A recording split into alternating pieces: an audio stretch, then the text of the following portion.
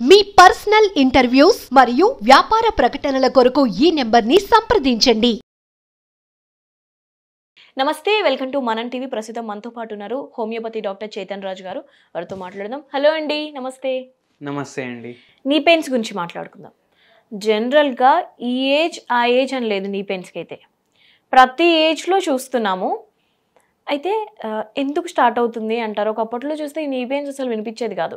ఈ మధ్యలో ఎక్కువగా నీ పెయిన్స్ గురించి వింటున్నాం. అయితే ఎక్కడ స్టార్ట్ అవుతుంది అంటారు? ఎలా తగ్గించుకోవాలి ఏంటి ఒకసారి చెప్పేసేయండి. ఇప్పుడు చిన్నపిల్లలు కార్లతో ఆడుకుంటారు కదా, రిమోట్ కంట్రోల్ కార్లతో. చిన్న చిన్న టాయ్స్ కూడా ఉంటాయి, ఇట్లా పూజ చేసే కార్లు ఉంటాయి, అవి ఉంటాయి, ఇవి ఉంటాయి. సో దాంట్లో అన్ని స్క్రూలు, నట్లు, బోల్ట్లు అన్నీ ఉంటాయి. అండ్ ఆ కార్ తిరగడానికి కూడా ఏదో మెకానిజం ఉంటుంది దాంట్లో. ఆ పిల్లలు కొన్ని రోజులు ఆ కార్ తోటి ఆడుకుంటారు. దాని తర్వాత దాన్ని పక్కకు పడేస్తారు. ఒక 1 year తర్వాత మళ్ళీ తీసి ఆడితే ఏమైపోతాయి, వీల్స్ జామ్ అయిపోతాయి. అట్లనే ఏమవుతుంది అంటే అక్కడ దాంట్లో జాయింట్లు ఉన్నాయి అన్ని. అర్థమవుతుంది కదా మీకు? ఆ జాయింట్లు కరెక్ట్గా డైలీ ఆ అబ్బాయి డైలీ ఆ కార్ తోటి ఆడుకున్నాడు అనుకోండి, అవి జామ్ కావు. అవి కూడా జాయింట్లే కదా, పట్టవు చెప్పాలంటే. ఇప్పుడు మన జాయింట్లు కూడా ఏంది, మన బాడీలో మల్టిపుల్ జాయింట్స్ ఉన్నాయి. నెంబర్ ఆఫ్ జాయింట్స్ ఉన్నాయి, మోర్ దెన్ 350 జాయింట్స్ ఉన్నాయి. ఈ జాయింట్లు మీరు కరెక్ట్గా చక్కగా వాడుకోకపోతే పాడవుతాయి. అయితే ఇప్పుడు మనం డైలీ నడుస్తాం. ఇప్పుడు మనం లిఫ్ట్ ఎక్కుతాం, ఇంటికి పోతాం, ఇంటికి వెళ్ళి బయటికి పోతే లిఫ్ట్ ఎక్కుతాం, ఆఫీస్కి వస్తాం, మళ్ళీ లిఫ్ట్ ఎక్కుతాం, మళ్ళీ బండి అంతే. వాకింగ్ లేదు, ఫిజికల్ యాక్టివిటీ లేదు.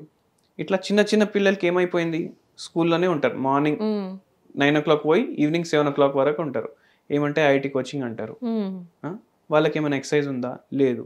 మోకాలు ఖరాబ్ అవ్వడం స్టార్ట్ అవుతాయి.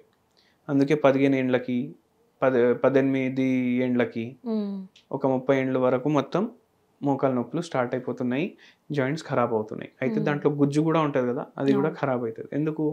వీళ్ళకి ఫిజికల్ యాక్టివిటీ చిన్నప్పటి నుంచే లేదు చాలా మంది. దాని తర్వాత బరువు ఒకటి. ఇప్పుడు మనం నిల్చుంటే మన మోకాల మీదనే మొత్తం బరువు పడుతుంది. న్యూట్రిషన్ సరిగా లేదు, ఫిజికల్ యాక్టివిటీ లేదు, ఏమైతే అవి ఖరాబ్ అవుతాయి.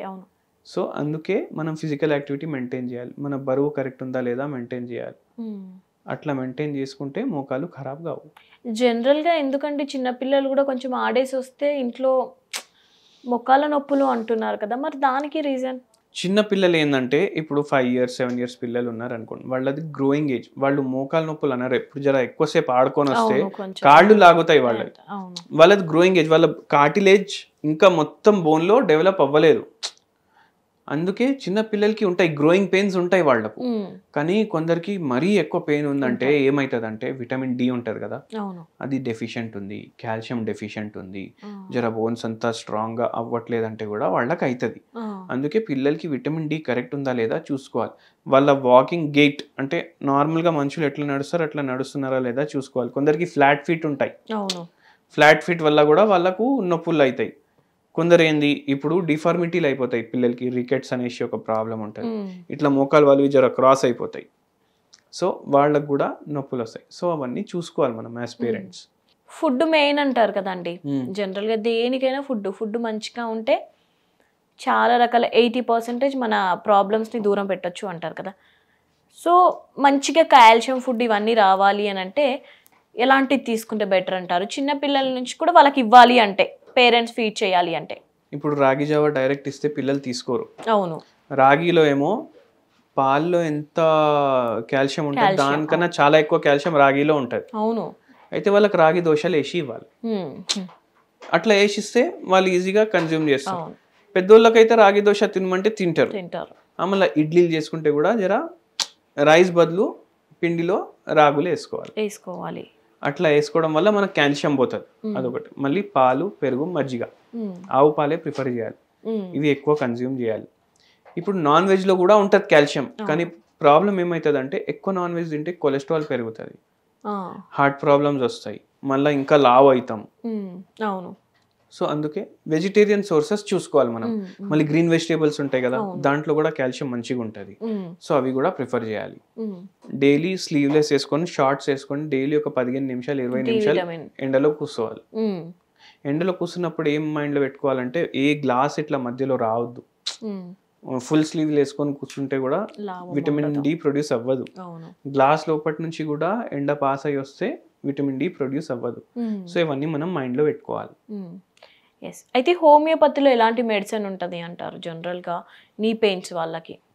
హోమియోపతిలో ఎలాంటి మెడిసిన్స్ ఉంటాయంటే గుజ్జు కూడా ఆరిగిపోయింది, ఇంకా జాయింట్ రిప్లేస్మెంట్ చేసుకోవాలి అనేసి కూడా అంటారు కదా, వాళ్ళకు కూడా రివర్స్ అవుతుంది హోమియోపతిలో.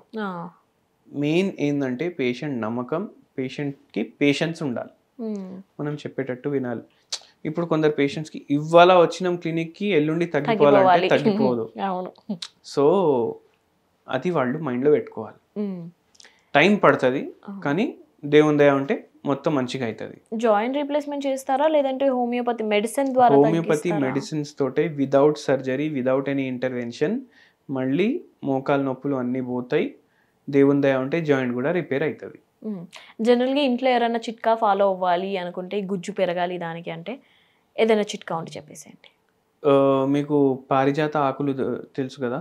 అవును. అవి ఏం చేయాలంటే కొన్ని తీసుకోవాలి, కొన్ని తీసుకొని దాన్ని మంచిగా వాటర్లో బాయిల్ చేసుకోవాలి. వాటర్లో బాయిల్ చేస్తే ఏమవుతుంది, అది కషాయం లాగా అయిపోతుంది. అది ఫిల్టర్ చేసుకోవాలి. అది ఫిల్టర్ చేసుకొని డైలీ మార్నింగ్ ఒకసారి, నైట్ ఒకసారి 150 ml తీసుకోవాలి. అది తీసుకోవడం వల్ల ఎవరికైతే మోకాలు నొప్పులు ఉన్నాయి కదా వాళ్ళకు చాలా రిలీఫ్ ఉంటుంది. మోకాళ్ళ నొప్పులు ఉన్న వాళ్ళు, మోకాలు నొప్పి ఉన్నా ఏ నొప్పి ఉన్నా వాళ్ళకి రిలీఫ్ ఉంటుంది. అంటే మనం జనరల్ గా మోకాలు నొప్పుల గురించి మాట్లాడినామని నేను అట్లా చెప్తున్నాను. అంటే కొంచెం వస్తుంది అన్నప్పుడు కూడా ప్రికాషన్ లాగా కూడా తీసుకోవచ్చు. రైట్ అండి, థ్యాంక్ యూ అండి.